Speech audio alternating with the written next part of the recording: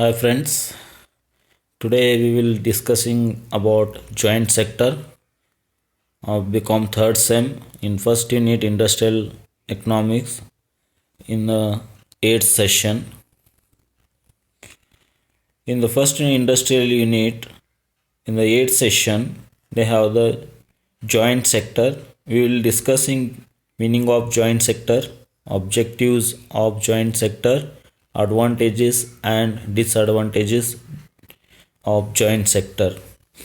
ಇನ್ನು ಇದೊಂದು 8ನೇ ಸೆಷನ್ದಲ್ಲಿ ನಾವು ಜಂಟಿ ವಲಯದ ಅರ್ಥ, ಉದ್ದೇಶಗಳು ಮತ್ತು ಅನುಕೂಲ ಮತ್ತು ಅನಾನುಕೂಲಗಳನ್ನು ನಾವು ಚರ್ಚಿಸೋಣ.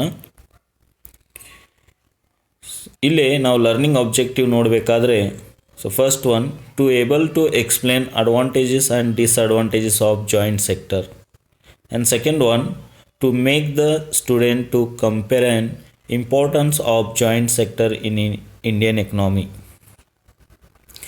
And learning outcome, student will be able to explain the main activity of a particular joint sector. Okay, we will know the joint sector. We want to know about the meaning of joint sector. Okay, we want to discuss about the meaning of the joint sector. So what mean by joint sector? The term joint sector is applied to an undertaking only when both its ownership and control are effectively shared between public sector agencies and private group. The basic idea underlying the concept is combination of joint ownership, joint control and professional management. ಅಂದರೆ ಇಲ್ಲಿ ಜಂಟಿ ವಲಯ ಅಂದರೆ ಏನು? ಇಲ್ಲಿ ನಿರ್ವಹಣೆ ಮತ್ತು ಮಾಲೀಕತ್ವವು ಸಂಯುಕ್ತ ವಲಯದಲ್ಲಿ ಖಾಸಗಿ ವಲಯ ಮತ್ತು ಸಾರ್ವಜನಿಕ ವಲಯ ಸೇರಿ ಮಾಡಲಾಗುತ್ತದೆ. ಇಲ್ಲಿ ಸಂಯುಕ್ತ ಉದ್ಯಮ ವಲಯವು ಮಿಶ್ರ ಆರ್ಥಿಕ ವ್ಯವಸ್ಥೆ ವಿಸ್ತಾರವಾದ ಪರಿಕಲ್ಪನೆಯಾಗಿರುತ್ತದೆ. ಇದು ಸಾರ್ವಜನಿಕ ವಲಯದ ಮತ್ತು ಖಾಸಗಿ ವಲಯದ ಸಂಯೋಗದೊಂದಿಗೆ ಪ್ರಾರಂಭಿಸಲ್ಪಟ್ಟ ಉದ್ಯಮಿ ರಚನೆಯನ್ನು ಒಳಗೊಂಡಿರುತ್ತದೆ. ಅಂದರೆ ಖಾಸಗಿ ಮತ್ತು ಸರ್ಕಾರದ ಉದ್ಯಮಗಳ ನಡುವಿನ ಪಾಲುದಾರಿಕೆ ಸಂಘಟನೆ ಸ್ವರೂಪದ ಉದ್ಯಮಗಳನ್ನು ಸಂಯುಕ್ತ ವಲಯದಲ್ಲಿ ಕಾಣಬಹುದಾಗಿದೆ. ದೇಶದ ಕೈಗಾರಿಕಾ ಪ್ರಗತಿಯನ್ನು ತ್ವರಿತಗೊಳಿಸಲು ಅಗತ್ಯವಿದೆ.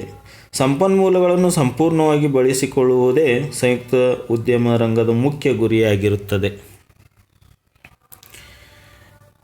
Next we will discussing about objectives of joint sector. So one by one. So first one, to minimize the concentration of economic power in a few hands. ಅಂದರೆ ಕೆಲವು ಕೈಗಾರಿಕೆ ಆರ್ಥಿಕ ಶಕ್ತಿಯ ಸಾಂದ್ರತೆಯನ್ನು ಕಡಿಮೆ ಮಾಡುವುದು. ಅಂದರೆ ಇಲ್ಲಿ ಕೆಲವು ಕೈಗಾರಿಕೆಗಳು ಆರ್ಥಿಕ ಶಕ್ತಿಗಳ ಕೇಂದ್ರೀಕೃತವಾಗಿರುವುದರಿಂದ ಅಂಥ ಆರ್ಥಿಕ ಶಕ್ತಿ ಸಾಂದ್ರತೆಯನ್ನು ಕಡಿಮೆ ಮಾಡುವುದು ಈ ಜಂಟಿ ವಲಯದ ಮುಖ್ಯ ಉದ್ದೇಶವಾಗಿರುತ್ತದೆ. ಎರಡನೇದು, to introduce social over industrial ownership and management. ಅಂದರೆ ಕೈಗಾರಿಕಾ ಮಾಲೀಕತ್ವ ಮತ್ತು ನಿರ್ವಹಣೆಯ ಮೇಲೆ ಸಾಮಾಜಿಕವನ್ನು ಪರಿಚಯಿಸುವುದು. ಸಾಮಾನ್ಯವಾಗಿ ಎಲ್ಲ ಕೈಗಾರಿಕೆಗಳು ಸಾಮಾಜಿಕವಾಗಿ ಪರಿಚಯಿಸಲು ಸಾಧ್ಯವಾಗದೇ ಇದ್ದಾಗ ಜಂಟಿ ವಲಯದಲ್ಲಿ ಇಲ್ಲಿ ಸಾಮಾಜಿಕವಾಗಿ ನಾವು ಪರಿಚಯಿಸಬಹುದು. ಮೂರನೇದು, to eliminate the fear to nationalisation. Of nationalisation, ರಾಷ್ಟ್ರೀಕರಣ ಭಯವನ್ನು ತೆಗೆದುಹಾಕುವುದು. ಅಂದರೆ ಸಾಮಾನ್ಯವಾಗಿ ಇಲ್ಲಿ ಜಂಟಿ ವಲಯದಲ್ಲಿ ಬರುವಂಥ ಒಂದು ಭಯ ಏನಂದರೆ ರಾಷ್ಟ್ರೀಕರಣಗೊಳಿಸುವುದು. ಸಾಮಾನ್ಯವಾಗಿ ಖಾಸಗಿ ವಲಯದ ಕೈಗಾರಿಕೆಗಳು ರಾಷ್ಟ್ರೀಕರಣವಾಗುವುದನ್ನು ಭಯಪಡುತ್ತವೆ. ಆದರೆ ಇಂಥ ಒಂದು ಜಂಟಿ ವಲಯದಲ್ಲಿ ಈ ರಾಷ್ಟ್ರೀಕರಣದ ಭಯವನ್ನು ಇಲ್ಲದೇ ಇರುತ್ತದೆ. ಸೊ ಆ ಕಾರಣ ಇಲ್ಲಿ ಭಯವನ್ನು ತೆಗೆದುಹಾಕಲಾಗುತ್ತದೆ. Next one, to promote social objectives. ಅಂದರೆ ಸಾಮಾಜಿಕ ಉದ್ದೇಶಗಳನ್ನು ಉತ್ತೇಜಿಸುವುದು. ಸಾಮಾನ್ಯವಾಗಿ ಸಮಾಜದಲ್ಲಿ ಸಾಮಾಜಿಕ ಉದ್ದೇಶಗಳನ್ನು ಮುಖ್ಯವಾಗಿರುತ್ತದೆ. ಆ ಕಾರಣದಿಂದ ಇಲ್ಲಿ ಸಾರ್ವತ್ರಿಕವಾಗಿ ಬೇಕಾಗಿರುವಂಥ ಸೌಲಭ್ಯಗಳನ್ನು ಒದಗಿಸಲು ಬೇಕಾಗಿರುವಂಥ ಜಂಟಿ ಕೈಗಾರಿಕೆಗಳ ಮುಖ್ಯ ಉದ್ದೇಶ ಅವುಗಳ ಸಾಮಾಜಿಕ ಉದ್ದೇಶಗಳನ್ನು ಉತ್ತೇಜಿಸುವುದಾಗಿದೆ. Next one, to mobilise the resources for investment from general public. ಅಂದರೆ ಸಾಮಾನ್ಯ ಜನರಿಂದ ಹೂಡಿಕೆಗಾಗಿ ಸಂಪನ್ಮೂಲಗಳನ್ನು ಸಜ್ಜುಗೊಳಿಸುವುದು. ಸಾಮಾನ್ಯವಾಗಿ ಸರ್ಕಾರ ಕೈಗಾರಿಕೆಗಿಂತಲೂ ಸಾರ್ವಜನಿಕ ಕೈಗಾರಿಕೆಗಳಲ್ಲಿ ಹೆಚ್ಚಿನ ಒಂದು ಹೂಡಿಕೆಯನ್ನು ಹೂಡಲಾಗುತ್ತದೆ. ಈ ಒಂದು ಜಂಟಿ ವಲಯದ ಮೂಲಕ ಸಾಮಾನ್ಯ ಜನರಿಂದ ಹೂಡಿಕೆಗಳನ್ನು ನಾವು ಸಂಪನ್ಮೂಲಗಳನ್ನು ಸಜ್ಜುಗೊಳಿಸುವುದು ಸಾಧ್ಯವಾಗುತ್ತದೆ. Next one, to broaden the base of industrial development and entrepreneurship in the economic. ಅಂದರೆ ಕೈಗಾರಿಕೆ ಅಭಿವೃದ್ಧಿ ಮತ್ತು ಉದ್ಯಮಿಗಳ ಆರ್ಥಿಕ ಮೂಲವನ್ನು ವಿಸ್ತರಿಸುವುದು. ಸೊ ಇಲ್ಲಿರುವಂಥ ಬೇಕಾಗಿರುವಂಥ ಆರ್ಥಿಕ ಮೂಲಗಳನ್ನು ಜಂಟಿ ವಲಯದ ಮೂಲಕ ಅವುಗಳ ಕೈಗಾರಿಕೆ ಅಭಿವೃದ್ಧಿಯಾಗಿರ್ಬೋದು ಹಾಗೂ ಅವುಗಳ ಉದ್ಯಮಿ ಅಥವಾ ಉದ್ಯಮಿಗಳ ಒಂದು ಅಭಿವೃದ್ಧಿಯಾಗಿರ್ಬೋದು, ಅವುಗಳ ಮುಖ್ಯವಾಗಿ ಬೇಕಾಗಿರುವ ಆರ್ಥಿಕ ಮೂಲಗಳನ್ನು ವಿಸ್ತರಿಸಬಹುದು. ನೆಕ್ಸ್ಟ್, ಇಲ್ಲಿ ಜಂಟಿ ವಲಯದ ಅನುಕೂಲಗಳನ್ನು ನಾವು ಇಲ್ಲಿ ಚರ್ಚಿಸೋಣ ಒಂದರ ನಂತರ ಒಂದು. So first one, new insights and experts. ಅಂದರೆ starting a joint venture provides the opportunity to gain new insight and expertise. Think about it, the market is now way easier for you to understand given the short-term partnership that you have forget. ಅಂದರೆ ಇಲ್ಲಿ ಹೊಸ ಒಳನೋಟುಗಳು ಮತ್ತು ಪರಿಣಿತಿ ಅಂತ ಕರಿತೀವಿ. ಇಲ್ಲಿ ಜಂಟಿ ಉದ್ಯಮವನ್ನು ಪ್ರಾರಂಭಿಸುವುದರಿಂದ ಹೊಸ ಒಳನೋಟಗಳು ಮತ್ತು ಪರಿಣಿತಿಯನ್ನು ಪಡೆಯುವ ಅವಕಾಶವನ್ನು ಒದಗಿಸುತ್ತದೆ. ಇಲ್ಲಿ ಮರ್ತಿದ್ದ ಅಲ್ಪಾವಧಿಯ ಪಾಲುದಾರಿಕೆಯನ್ನು ಅರ್ಥ ಮಾಡಿಕೊಳ್ಳಲು ಮಾರುಕಟ್ಟೆ ಈಗ ನಿಮಗೆ ಸುಲಭವಾಗಿಸುತ್ತದೆ. ಎರಡನೇದು, ಬೆಟರ್ ರಿಸೋರ್ಸಸ್ ಅಂದರೆ ಉತ್ತಮ ಸಂಪನ್ಮೂಲಗಳು. Forming a joint venture will give you access to better resources such as specialized staff and technology. All the equipment and capital that you needed for your project can now be used. ಅಂದರೆ ಉತ್ತಮ ಸಂಪನ್ಮೂಲಗಳು ಅಂದರೆ ಇಲ್ಲಿ ಜಂಟಿ ಉದ್ಯಮವನ್ನು ರೂಪಿಸುವುದರಿಂದ ನಿಮಗೆ ವಿಶೇಷ ಸಿಬ್ಬಂದಿ ಮತ್ತು ತಂತ್ರಜ್ಞಾನದಂಥ ಉತ್ತಮ ಸಂಪನ್ಮೂಲಗಳಿಗೆ ಪ್ರವೇಶ ಸಿಗುತ್ತದೆ. ನೀವು ಯೋಜನೆಗೆ ಬೇಕಾದ ಎಲ್ಲ ಉಪಕರಣಗಳು ಮತ್ತು ಬಂಡವಾಳವನ್ನು ಈಗ ನೀವು ಬಳಸಿಕೊಳ್ಳಬಹುದು. ಇದರಲ್ಲಿ ಸಾಮಾನ್ಯವಾಗಿ ಇಲ್ಲಿ ಜಂಟಿ ವಲಯದ ಮೂಲಕ ನಾವು ಬೇಕಾದಂಥ ನಮ್ಮ ವಿಶೇಷ ಸಿಬ್ಬಂದಿ ಮತ್ತು ತಂತ್ರಜ್ಞಾನದ ಜೊತೆಗೆ ನಾವು ಸಂಪನ್ಮೂಲಗಳು ಕೂಡ ಇಲ್ಲಿ ಉತ್ತಮವಾಗಿ ಬಳಸಿಕೊಳ್ಳಬಹುದು. ಇನ್ನು ಮೂರನೇದು, ಇಟ್ ಈಸ್ ಓನ್ಲಿ ಟೆಂಪರರಿ. ಇದು ತಾತ್ಕಾಲಿಕ ಮಾತ್ರ ಅಂತ ಕರೀತಾರೆ. A joint venture is only a temporary arrangement between your company and another. By definition you won't be committing to it long term. ಅಂದರೆ ಜಂಟಿ ಉದ್ಯಮ ನಿಮ್ಮ ಕಂಪನಿ ಮತ್ತು ಇನ್ನೊಂದರ ನಡುವಿನ ತಾತ್ಕಾಲಿಕ ವ್ಯವಸ್ಥೆ ಮಾತ್ರ ಆಗಿರುತ್ತದೆ. ಸೊ ಇಲ್ಲಿ ವ್ಯಾಖ್ಯಾನದಂತೆ ನೀವು ಅದನ್ನು ದೀರ್ಘಾವಧಿಗೆ ಒಪ್ಪಿಸುವುದಿಲ್ಲ. ಸಾಮಾನ್ಯವಾಗಿ ಇಲ್ಲಿ ಜಂಟಿ ವಲಯ ಅಂದರೆ ತಾತ್ಕಾಲಿಕವಾದಂಥ ಒಂದು ಸಂಬಂಧ ಹೊಂದಿರುತ್ತದೆ. ಇದು ಶಾಶ್ವತ ಸಂಬಂಧ ಅಂತ ಹೇಳಿ ಬಯಸುವುದಿಲ್ಲ. Next, both parties share the risk and cost. ಅಂದರೆ ಎರಡೂ ಪಕ್ಷಗಳು ಅಪಾಯ ಮತ್ತು ವೆಚ್ಚಗಳನ್ನು ಹಂಚಿಕೊಳ್ಳಬೇಕಾಗಿರುತ್ತದೆ. In case the joint group project fails, you are not alone when bearing the cost of its failure because you too had volunteered to share the expenses. You both will also support the losses. ಅಂದರೆ ಇಲ್ಲಿ ಜಂಟಿ ವಲಯದಲ್ಲಿ ಎರಡು ಪಕ್ಷಗಳು ಇರುತ್ತವೆ. ಇಲ್ಲಿ ಇದನ್ನು ಜಂಟಿ ಗುಂಪು ಅಂತಲೂ ಕೂಡ ಕರಿಬೋದು. ಸೊ ಈ ಜಂಟಿ ಗುಂಪಿನ ಯೋಜನೆ ವಿಫಲವಾದರೆ ಅದರ ವೈಫಲ್ಯದ ವೆಚ್ಚಗಳನ್ನು ಭರಿಸುವಾಗ ನೀವು ಒಬ್ಬಂಟಿಯಾಗಿರುವುದಿಲ್ಲ. ನೀವು ಇಬ್ಬರೂ ಖರ್ಚುಗಳನ್ನು ಹಂಚಿಕೊಂಡು ನಷ್ಟವನ್ನು ಭರಿಸಬೇಕಾಗಿರುತ್ತದೆ. ಸಾಮಾನ್ಯವಾಗಿ ಇಲ್ಲಿ ಆಗಿರುವಂಥ ಯಾವುದೇ ಒಂದು ನಷ್ಟಗಳು ಖರ್ಚುಗಳನ್ನು ನಾವು ಒಂದೇ ಪಕ್ಷ ಮೂಲಕ ಭರಿಸಲಾಗದೆ ಸೊ ಇಲ್ಲಿ ಎರಡೂ ಪಕ್ಷಗಳ ಮೂಲಕ ಭರಿಸಬಹುದು.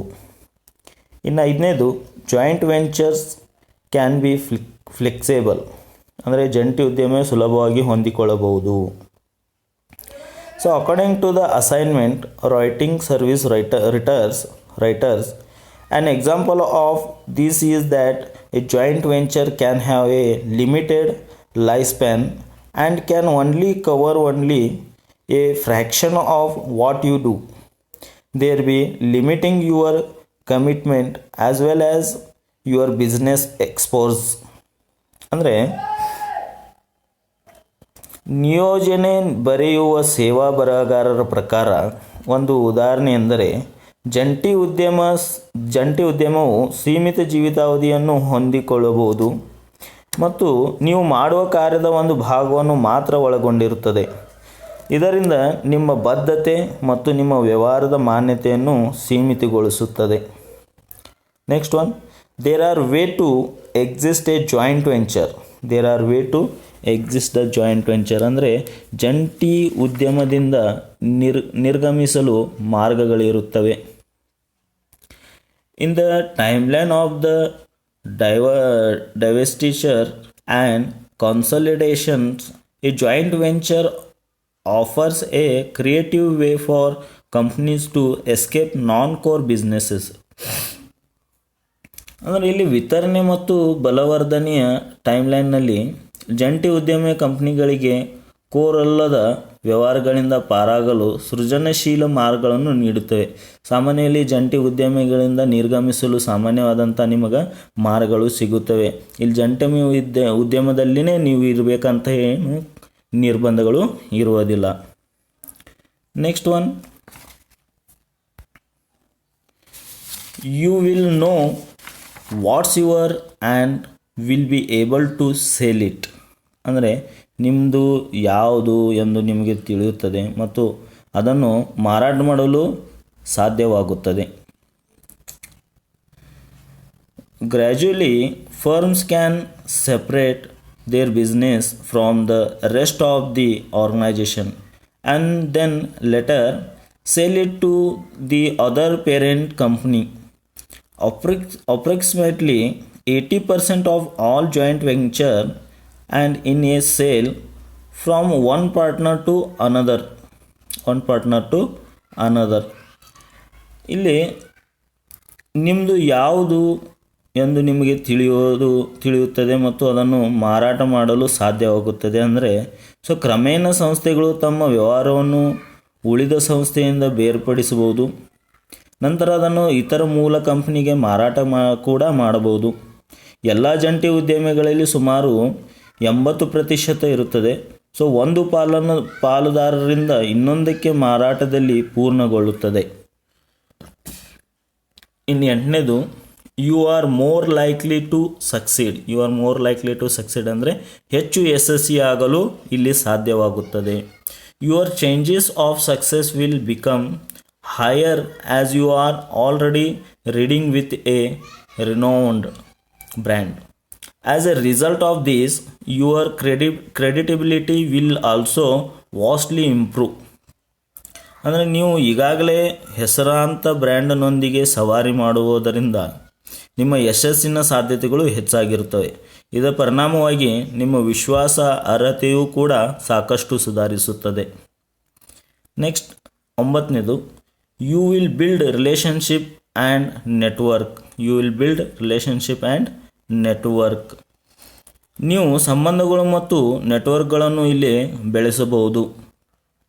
Even though your partnership is only for a specific goal, this move will enable you to create long-lasting business relationship.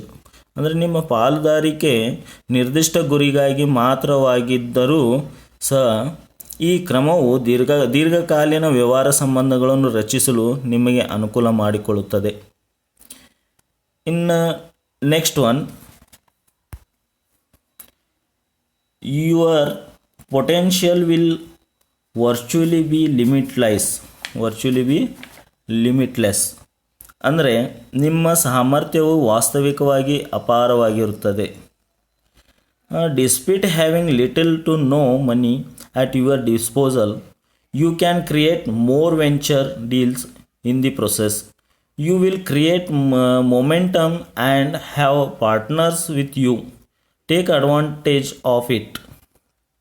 ಅಂದರೆ ನಿಮ್ಮ ಇತ್ಯರ್ಥಕ್ಕೆ ಕಡಿಮೆ ಹಣವಿಲ್ಲದಿದ್ದರೂ ನೀವು ಪ್ರಕ್ರಿಯೆಯಲ್ಲಿ ಹೆಚ್ಚಿನ ಉದ್ಯಮ ಒಪ್ಪಂದಗಳನ್ನು ರಚಿಸಬಹುದು. ನೀವು ಆ ವೇಗವನ್ನು ಕೂಡ ರಚಿಸಬಹುದು ಮತ್ತು ನಿಮ್ಮೊಂದಿಗೆ ಪಾಲುದಾರರನ್ನು ಹೊಂದಿಸಿಕೊಂಡು ಲಾಭವು ಕೂಡ ನೀವು ಪಡೆದುಕೊಳ್ಳಬಹುದು. Next one, you get to save money by sharing advertising and marketing cost, and that works for a lot of other types of cost. Starting a joint venture is a great way to save money and or split cost. ಅಂದರೆ ಇಲ್ಲಿ ಜಾಹೀರಾತು ಮತ್ತು marketing ವೆಚ್ಚಗಳನ್ನು ಹೆಚ್ಚಿಸಿಕೊಳ್ಳುವ ಮೂಲಕ ನೀವು ಹಣ ಉಳಿಸಬಹುದು ಮತ್ತು ಅದು ಇತರ ರೀತಿಯ ವೆಚ್ಚಗಳಿಗೆ ಬಳಸಿಕೊಳ್ಳಬಹುದು. ಜಂಟಿ ಉದ್ಯಮ ಪ್ರಾರಂಭಿಸುವುದರಿಂದ ಹಣ ಮತ್ತು ವಿಭಜಿತ ವೆಚ್ಚಗಳನ್ನು ಉಳಿಸಲು ಉತ್ತಮ ಮಾರ್ಗವಾಗಿರುತ್ತದೆ. ಇನ್ನು ಕೊನೆಯದಾಗಿ, international joint venture eradicates the risk of discrimination. International joint ventures are very common nowadays. This is a great opportunity to cooperate with people from different countries and combine our strength. ಅಂದರೆ ಇಲ್ಲಿ ಅಂತಾರಾಷ್ಟ್ರೀಯ ಜಂಟಿ ಉದ್ಯಮವು ತಾರತಮ್ಯದ ಅಪಾಯವನ್ನು ನಿರ್ಮೂಲನೆ ಮಾಡುತ್ತದೆ. ಅಂದರೆ ಅಂತಾರಾಷ್ಟ್ರೀಯ ಜಂಟಿ ಉದ್ಯಮಗಳು ಇತ್ತೀಚಿನ ದಿನಗಳಲ್ಲಿ ಬಹಳ ಸಾಮಾನ್ಯವಾಗಿದ್ದು, ವಿವಿಧ ದೇಶಗಳಲ್ಲಿ ಜನರೊಂದಿಗೆ ಸಹಕರಿಸಲು ಮತ್ತು ನಮ್ಮ ಸಾಮರ್ಥ್ಯವನ್ನು ಸಂಯೋಜಿಸಲು ಇದೊಂದು ಉತ್ತಮ ಅವಕಾಶವಾಗಿರುತ್ತದೆ. Next, disadvantages of joint venture. ಇಲ್ಲಿ ನಾವು ಜಂಟಿ ವಲಯದ ಅನಾನುಕೂಲಗಳನ್ನು ನೋಡೋಣ. ಒಂದರ ನಂತರ ಒಂದು. ಮೊದಲನೇದಾಗಿ ವೇಗ್ಯೂ ಆಬ್ಜೆಕ್ಟಿವ್ಸ್ ಅಂದರೆ ಅಸ್ಪಷ್ಟ ಉದ್ದೇಶಗಳು. ಅಂದರೆ ಇಲ್ಲಿ ಅಸ್ಪಷ್ಟ ಉದ್ದೇಶಗಳು ಇರ್ತವೆ ಅಂತ.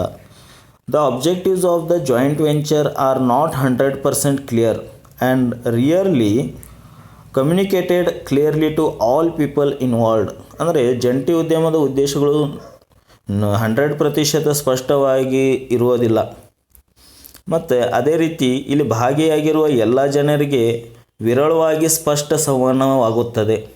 ಆ ಕಾರಣದಿಂದ ಇಲ್ಲಿ ಆಗುವಂಥ ಸಂವಹನವನ್ನು ಸ್ಪಷ್ಟವಾಗದೆ ವಿರಳವಾಗಿರುತ್ತದೆ ಮತ್ತು ಇಲ್ಲಿರುವಂಥ ಜಂಟಿ ಉದ್ಯಮದ ಉದ್ದೇಶಗಳು 100% ಸಾಧ್ಯವಾಗಿರುವುದಿಲ್ಲ ಅಂತ ಹೇಳಿ ಇಲ್ಲಿ ಅನಾನುಕೂಲವನ್ನು ನಾವು ಹೇಳ್ಬೋದು. ಇನ್ನು ಎರಡನೇದು, ಫ್ಲೆಕ್ಸಿಬಿಲಿಟಿ ಕ್ಯಾನ್ ಬಿ ರಿಸ್ಟ್ರಿಕ್ಟೆಡ್ ಅಂದರೆ ಇದು ಹೊಂದಿಕೊಳ್ಳುವಿಕೆ ನಿರ್ಬಂಧಿಸಬಹುದು. ಇಲ್ಲಿ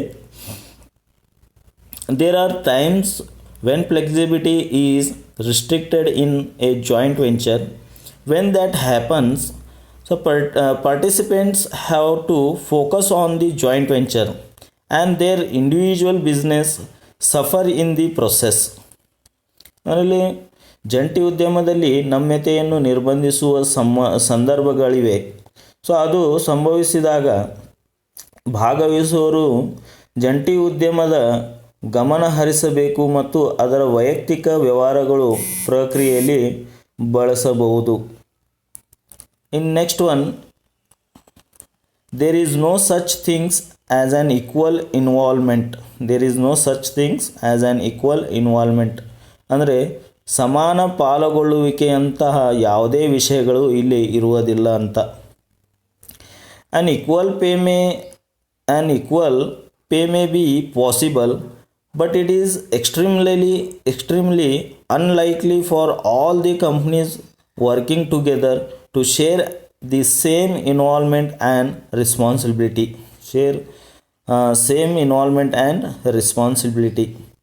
ಇಲ್ಲಿ ಸಮಾನ ವೇತನ ಸಾಧ್ಯವಿದ್ದರೂ ಕೂಡ ಎರಡೂ ಕಂಪ್ನಿಗಳು ಒಟ್ಟಾಗಿ ಕೆಲಸ ಮಾಡಿದರೂ ಕೂಡ ಒಂದೇ ರೀತಿ ಪಾಲ್ಗೊಳ್ಳುವಿಕೆ ಮತ್ತು ಜವಾಬ್ದಾರಿಗಳನ್ನು ವಹಿಸಿಕೊಳ್ಳುವಿಕೆ ಸಾಧ್ಯತೆ ಕಡಿಮೆ ಇರುತ್ತದೆ. ನೆಕ್ಸ್ಟ್, ಗ್ರೇಟ್ ಇಂಬ್ಯಾಲೆನ್ಸ್ ಅಂದರೆ ಇಲ್ಲಿ ಹೆಚ್ಚಿನ ಒಂದು ಅಸಮತೋಲನ ಇರುತ್ತದೆ ಅಂತ.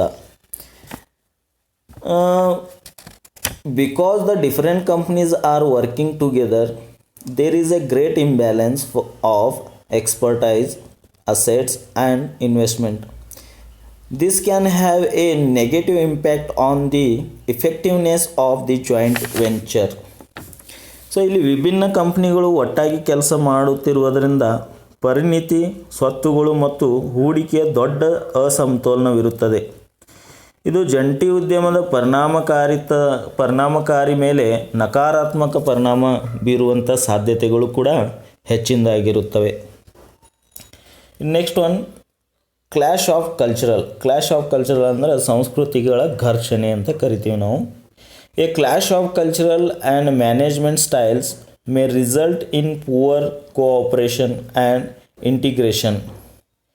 People with the different beliefs, taste and preference can get in the way big time if left unchanged.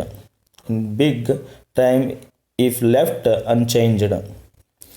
ಅಂದರೆ ಇಲ್ಲಿ ಸಂಸ್ಕೃತಿಗಳು ಮತ್ತು ನಿರ್ವಹಣಾ ಶೈಲಿಗಳ ಘರ್ಷಣೆ ಕಳಪೆ ಸಹಕಾರ ಮತ್ತು ಏಕೀಕರಣಕ್ಕೆ ಕಾರಣವಾಗಬಹುದು. ಸೊ ವಿಭಿನ್ನ ನಂಬಿಕೆಗಳು, ಅಭಿರುಚಿಗಳು ಮತ್ತು ಆದ್ಯತೆಗಳನ್ನು ಹೊಂದಿರುವ ಜನರು ಅದನ್ನು ಪರಿಶೀಲಿಸದೆ ಬಿಟ್ಟರೆ ದೊಡ್ಡ ಸಮಯವನ್ನು ಕೂಡ ಪಡೆಯಬಹುದು.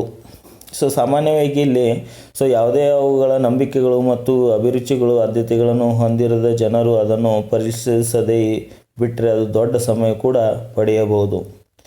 Next one, limited outside opportunities ಅಂದರೆ ಹೊರಗಿನ ಅವಕಾಶಗಳು ಸೀಮಿತವಾಗಿರುತ್ತದೆ ಅಂತ. So joint venture limits you need to understand what you are getting into as a joint venture could restricted the activities of your whole business.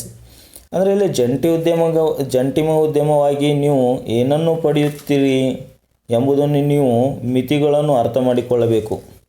ನಿಮ್ಮ ಇಡೀ ವ್ಯವಹಾರದ ಚಟುವಟಿಕೆಗಳನ್ನು ಕೂಡ ಇಲ್ಲೇ ನಿರ್ಬಂಧಿಸಬಹುದು.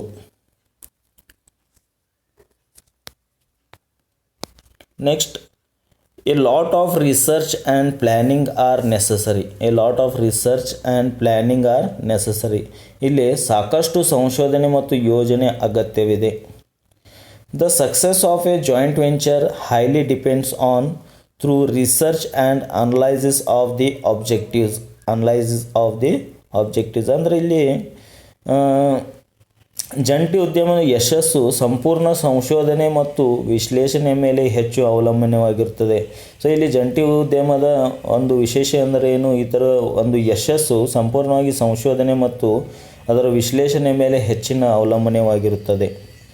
Next one, it may be hard for you to exist the partnership as there is a contract involved. ಅಂದರೆ ಒಪ್ಪಂದವನ್ನು ಒಳಗೊಂಡಿರುವುದರಿಂದ ಪಾಲುದಾರಿಕೆಯಿಂದ ನಿರ್ಗಮಿಸುವುದು ಕಷ್ಟವಾಗಬಹುದು. Once again, even though a joint venture is temporary, it is crucial that you know what you are the getting into if you don't want to be locked in a partnership. ಅಂದರೆ ಇಲ್ಲಿ ಜಂಟಿ ಉದ್ಯಮವು ತಾತ್ಕಾಲಿಕವಾಗಿದ್ದರೂ ಸಹ ನೀವು ಪಾಲುದಾರಿಕೆಯಿಂದ ನಿರ್ಗಮಿಸಲು ಬಯಸಿದ್ರಿ ಅಂದ್ರೆ ನೀವು ಏನನ್ನು ಪಡಿತೀರಿ ಅಂತ ಹೇಳಿ ಮೊದಲು ನೀವು ತಿಳ್ಕೊಳ್ಳೋದು ಬಹಳ ಮುಖ್ಯವಾಗಿರುತ್ತದೆ. Next one, you might be tempted to leave the joint venture. ಅಂದರೆ ಇಲ್ಲಿ ಜಂಟಿ ಉದ್ಯಮವನ್ನು ಬಿಡಲು ನೀವು ಪ್ರಚೋದಿಸಬಹುದು ಅಂತ ಹೇಳ್ಬೋದು.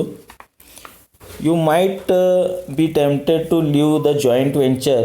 You will get the enough leadership and support in the early stages of a joint venture and might be tempted to leave. ಅಂದರೆ ಜಂಟಿ ಉದ್ಯಮ ಆರಂಭಿಕ ಹಂತಗಳಲ್ಲಿ ನೀವು ಸಾಕಷ್ಟು ನಾಯಕತ್ವ ಮತ್ತು ಬೆಂಬಲವನ್ನು ಪಡೆಯುತ್ತೀರಿ ಮತ್ತು ಇದನ್ನು ಬಿಡಲು ಕೂಡ ಪ್ರಚೋದಿಸಬಹುದು. Next, lack of clear communication ಅಂದ್ರೆ ಸ್ಪಷ್ಟ ಸಂವಹನದ ಕೊರತೆ ಇರುತ್ತದೆ ಅಂತ. So as a joint venture involves different companies from different horizons with different goals. There is often a server lack of communication between partners.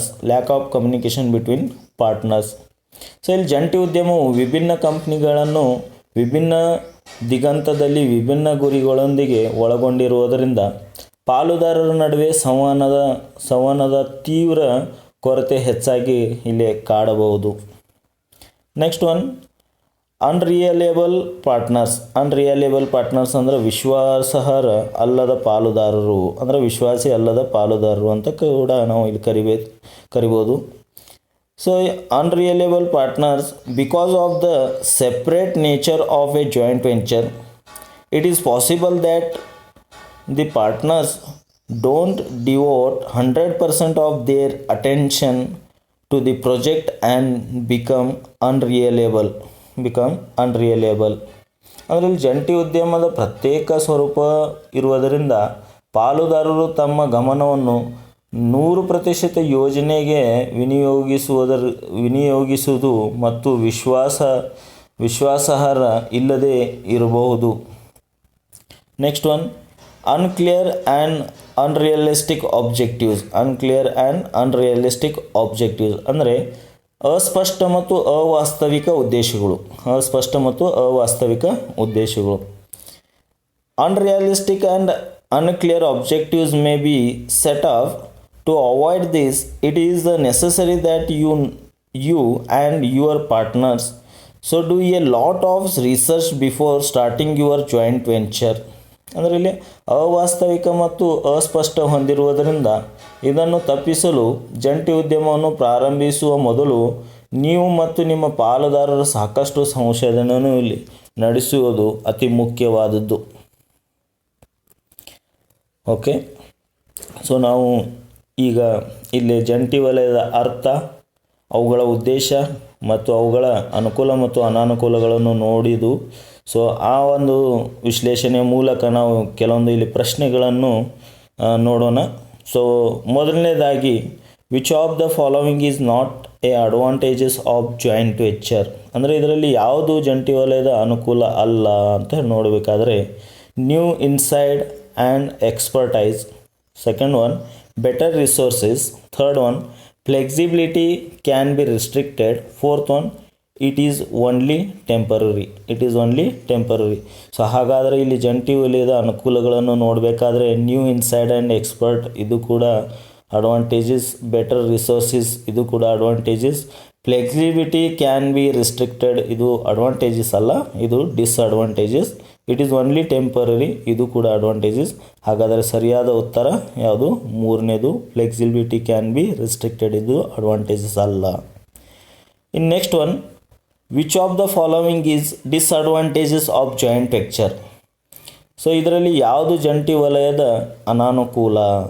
So ನೋಡ್ಬೋದಾದ್ರೆ ಒಂದನೇದು, vague objectives, flexibility can be restricted. ಮೂರನೇದು, there is no such things as an equal involvement. And ನಾಲ್ಕನೇದು, all the above.